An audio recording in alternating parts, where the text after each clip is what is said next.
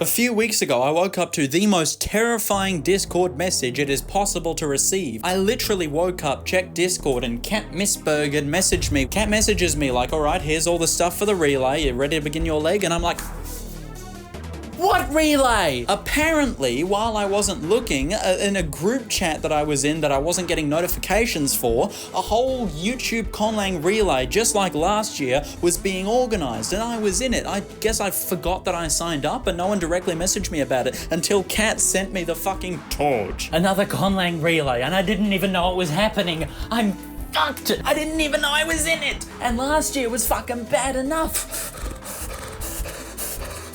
I'm back in the fucking building again! Every self-respecting relay involves the passing of a torch. In this case, the torch is a text written in a conlang and then a grammar describing how that conlang works. And so George starts off writing something in English and then he translates it into his own conlang and then sends that text along with a grammar of the conlang to the next person in line. That person now has George's torch. Then that person looks at the conlang text, looks at the conlang grammar, translates it out of the conlang into English, and then translates it into their own conlang, which then gets sent off to another person, including a grammar of that conlang so the next person can repeat those steps and so on and so forth, like a big game of Chinese whispers, which is apparently called telephone in the United States. And it goes all the way along until Kat Missberg with Linhuson sends it to me with NEVS, which was my entry for the 4th Conlang last year. So if you want to check that out, again, there's a thingamajig in the corner you do. This year the relay was sorted into 3 rings occurring simultaneously, and I got put in the hard ring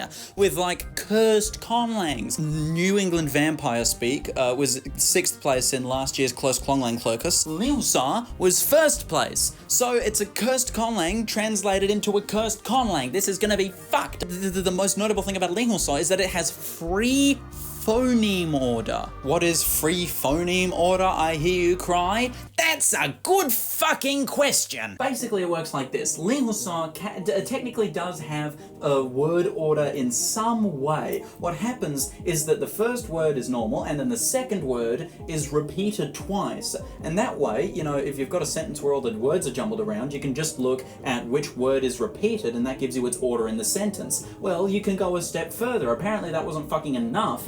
And so instead, you can rearrange all of the phonemes and basically you can count all of the phonemes. You can see, all right, there's 2 Ks, 3 Ts, 6 A's, 2 R's, a B, and an I, and an E. And then now that we have the counts, we can sort of start to build a picture in our heads of how many words are in the sentence based off of how many times things are repeated. But of course, there's a fucking midgie in my room. But of course, it's not a straightforward process like that, because there are some, you know, there's sometimes 6 of a phoneme, and you've got to be like, all right, is it multiple words or is it one word with multiple instances of that phoneme? You just got to figure it out. I did draw that a bit wrong though, because in Lihusa, each phoneme can only appear once in a word, which makes it a lot easier to figure out. And then you can arrange them into recognizable words based off of the lexicon, and you can see how many times they're repeated, and that gives you the word order pretty much, so you can reconstruct a sensible sentence out of all of the jumbly flumbly mess. But apparently, all that wasn't fucking hard enough, because Kat didn't send me just a paragraph of text.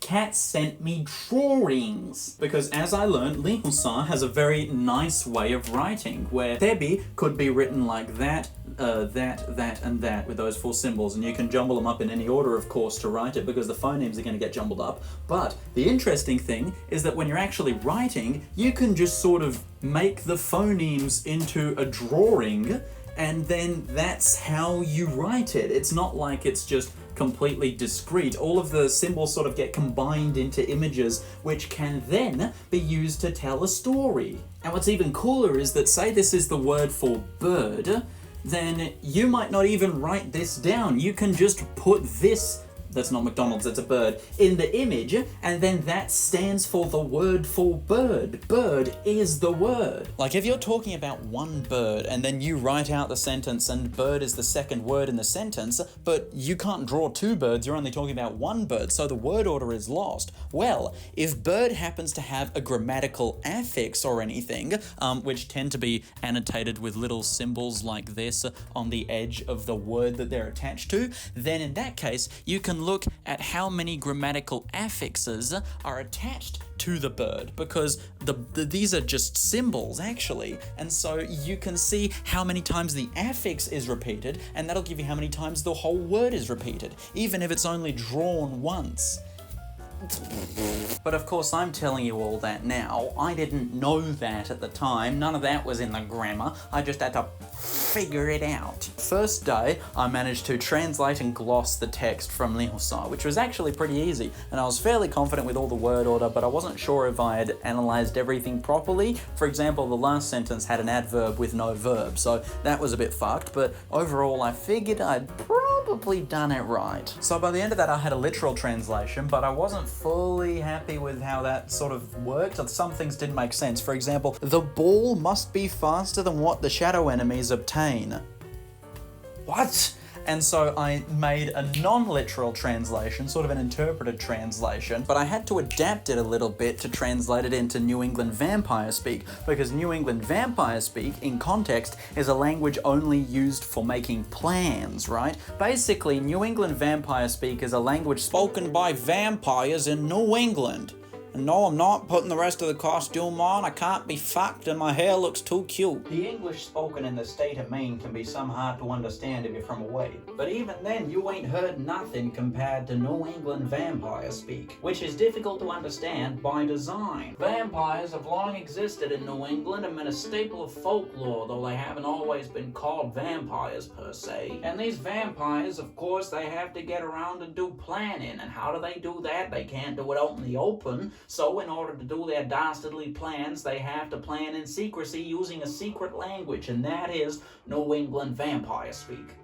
I really hope I'm in frame right now. If you want an in-depth explanation about New England Vampire Speak, there's a whole video on it from last year. One monologue in English is specifically the main dialect following a very specific set of rules corresponds to one word in New England Vampire Speak.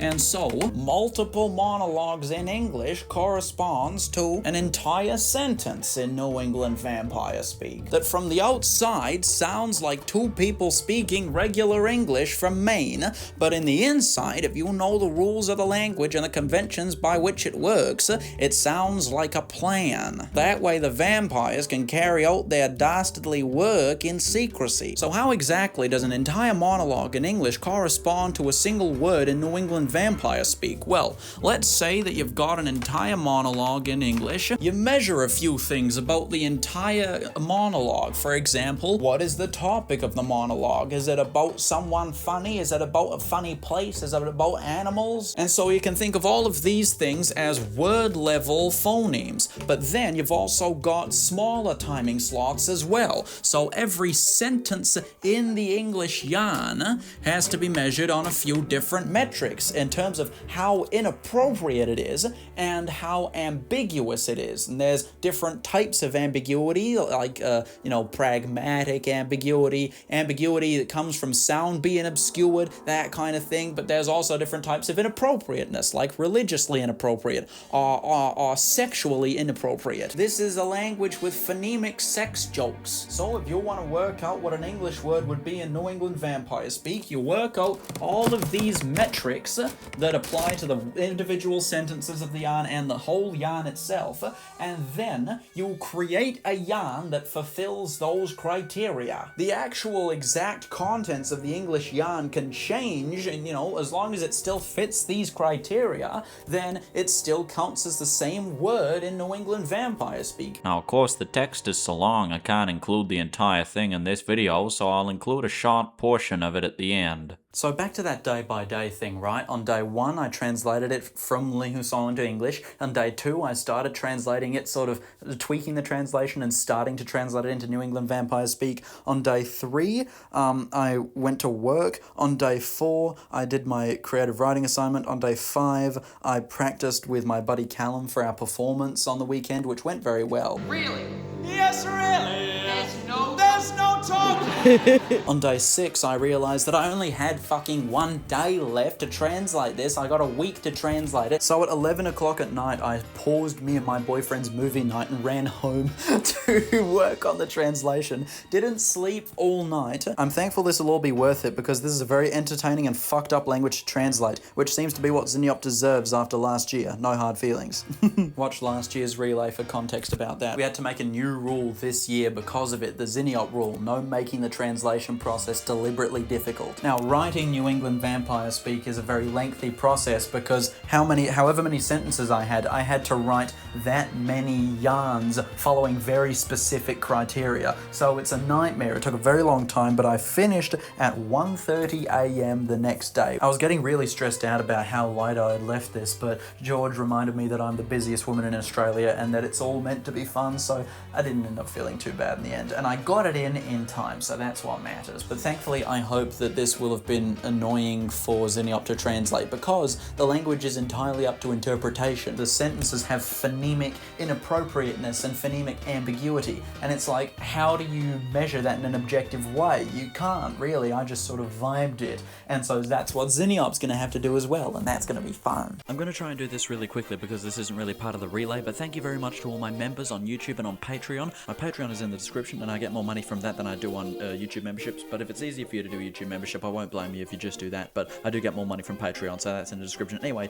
I'd like to thank all of my Patreons and YouTube members. We've got Kira, we've got Dr. Jeff Lindsay, we've got Jake Penny, we've got, fuck, I can't read, the text is so small, Beatsy, Izzy, Angela, Milan Kundere, Zach, Velocihog, Albert Miller, Goyo, Kira again, somehow, Blue Bottle, Connor, Bailey, Milan Kundere again, Danielle B, J47, Zaway, Captain Awesome Pants, Fern, Jen, Andrew, and Binko Bonko. Thank you all very much for supporting my channel, and you allow me to put a lot more time into this than I otherwise would be able to justify doing, and also eat food. I know I got a lot less sympathy points on me this year than I did last year, but still, I'd really appreciate anyone joining the Patreon. Hey, girls gotta eat.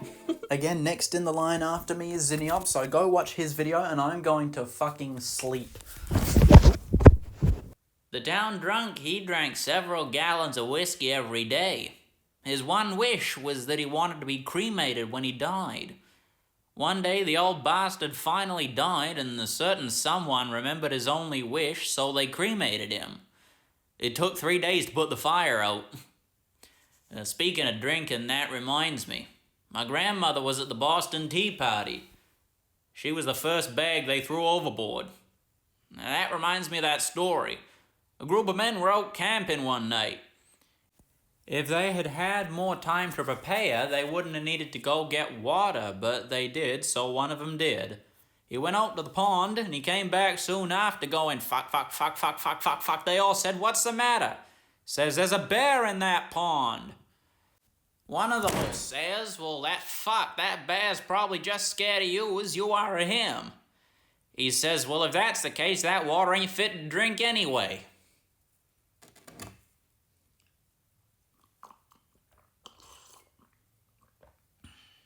You hear the president said he was gonna stop inflation. What a bunch of horse shit that was, because I'm still paying half a week's wages for coffee. I can hardly read a newspaper through a gallon of it. Luckily, the president's honest now. Speaking of old men, that reminds me. My grandfather had to go to hospital because he had a stroke. I thought, wow, I gotta be more careful in the morning. Thinking about being careful reminds me of that city. That city can get real dangerous. You know, there's so much theft there, people even have to take the stone walls in at night.